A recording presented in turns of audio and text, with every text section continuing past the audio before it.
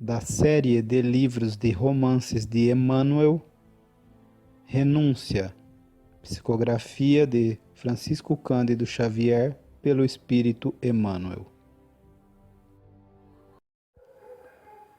Após a conversa, Padre Damiano não podia avaliar o efeito de suas palavras, mas reparou que a filha de Madalena voltou ao lar bastante impressionada.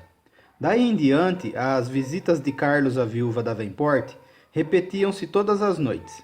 Renovavam-se as encantadoras alegrias domésticas, multiplicavam-se as dissertações íntimas e preciosas. A atração do jovem par tornava-se dia a dia mais forte.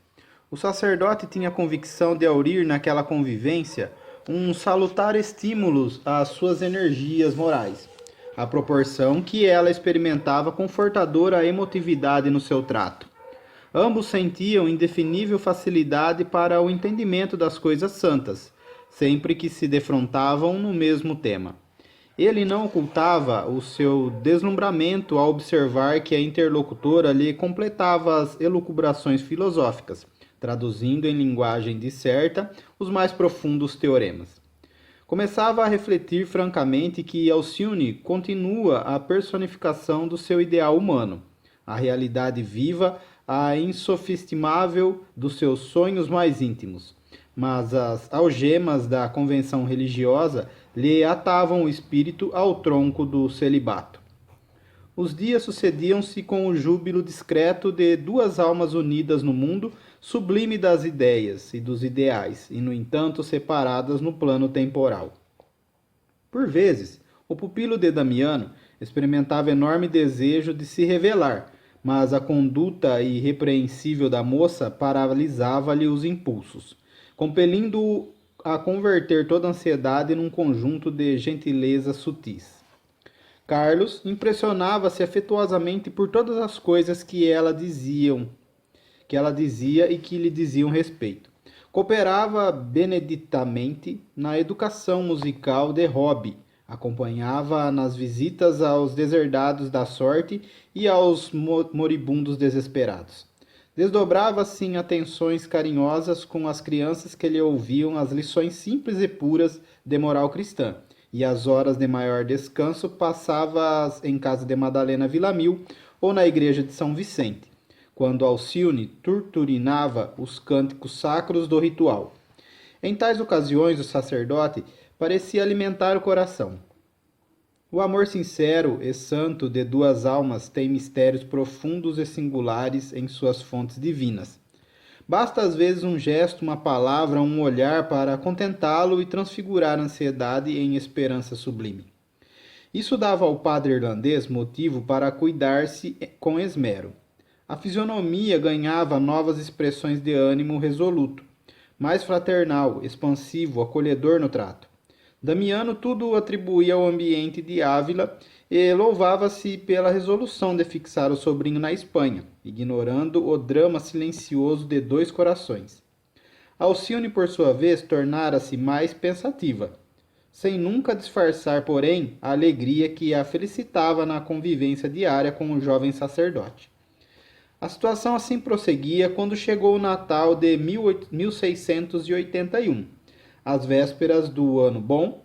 Numa esplendorosa manhã de domingo, segundo os costumes da época, diversos rapazes presenteavam as escolhidas com belos ramalhetes de flores, à saída do santuário ao terminar a missa.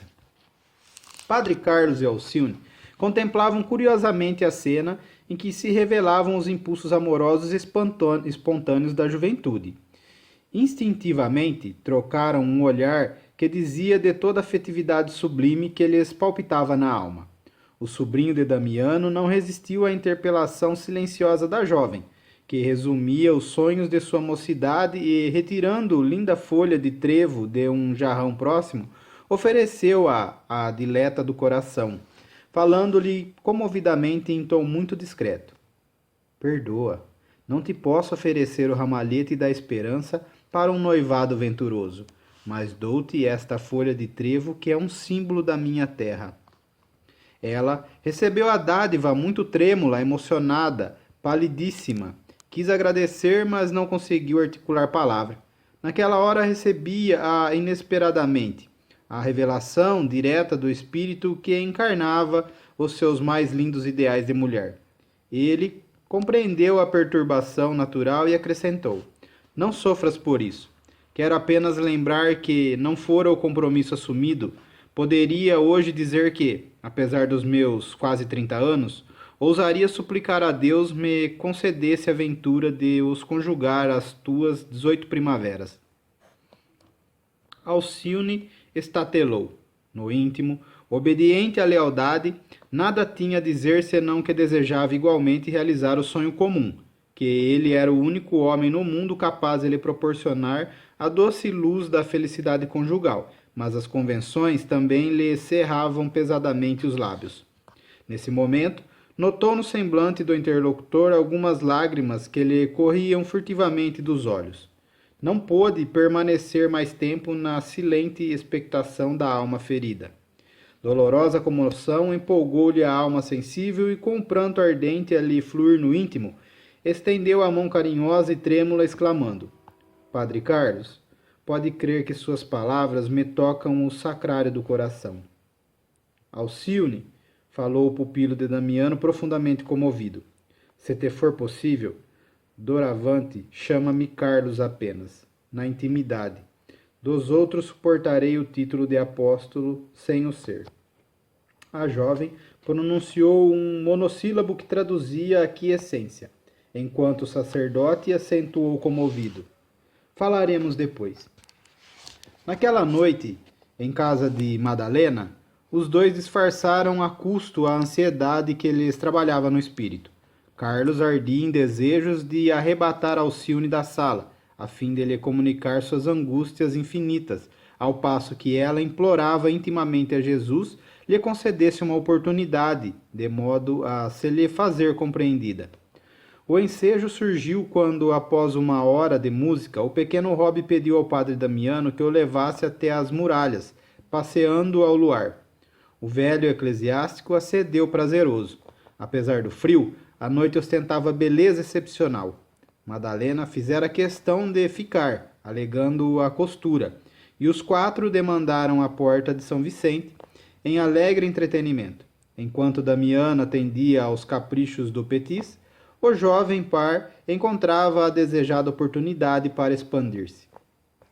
Alcione, começou o sacerdote comovidamente, o destino cercou-me o espírito de altas muralhas e colocou-me aos lábios férrea mordaça. Entretanto, espero que me perdoes esta minha afeição sincera, pelo amor de Jesus, a quem serves com tamanho fervor. Sinto que ainda não o sei atender com o devotamento que te marca os gestos de santa, e por isso mesmo aguardo a tua compreensão caridosa, quando me não possas retribuir em espírito. Nunca a filha de Madalena experimentara tamanha luta íntima. O primeiro impulso do coração que ama é sempre o de consolar ou defender o objeto amado. Diz-me, prosseguiu o rapaz na sua paixão ardente, se de fato me compreendes e desculpas o meu desvario. Pelo muito que tenho chorado em minhas preces, respondeu a jovem suspirando, Jesus sabe que te entendo o coração. A inflexão carinhosa dessas palavras não dava margem a dúvidas. Carlos Clenagnan, tão somente em face da declaração afetiva, sentia-se o mais venturoso dos homens. Teus olhos falam-me, Alcione, mas eu esperei ansioso que teus lábios confirmassem a minha felicidade.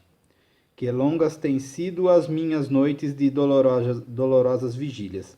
É verdade que sou prisioneiro de uma convenção poderosa e terrível, mas tua compreensão e teu afeto representam para mim a visita e o interesse de um anjo por desventurado galé em cárcere sombrio.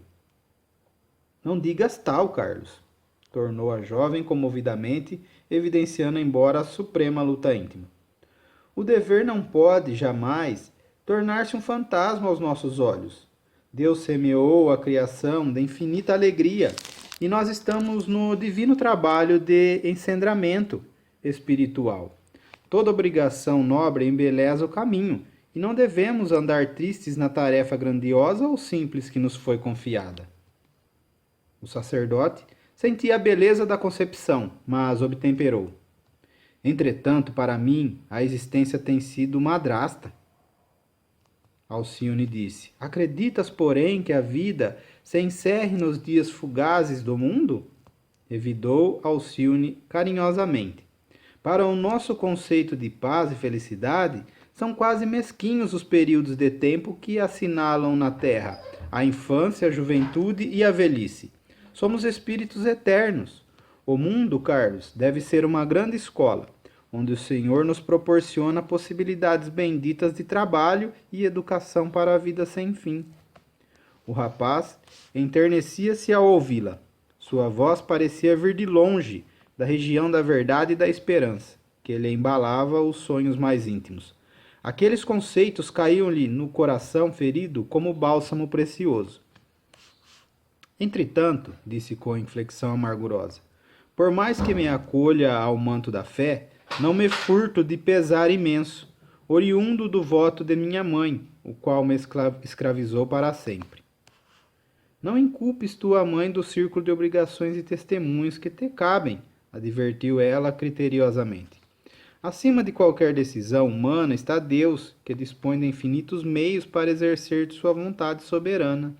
Além disso, tua mãe, assim alvitrando, obedeceu a propósitos muito dignos, oferecendo-te a Deus em doce consagração. E se o pai aceitou o voto maternal, é que existem, certo, no conteúdo da decisão, imperativos da lei inelutável de aperfeiçoamento pela dor. Reparando que ele a escutava com alguma surpresa, continuou. Crês acaso na afirmativa de muitos teólogos de que Deus cria as almas no mesmo ato do nascimento do corpo? Carlos Clenagnan pareceu meditar longamente sobre o assunto.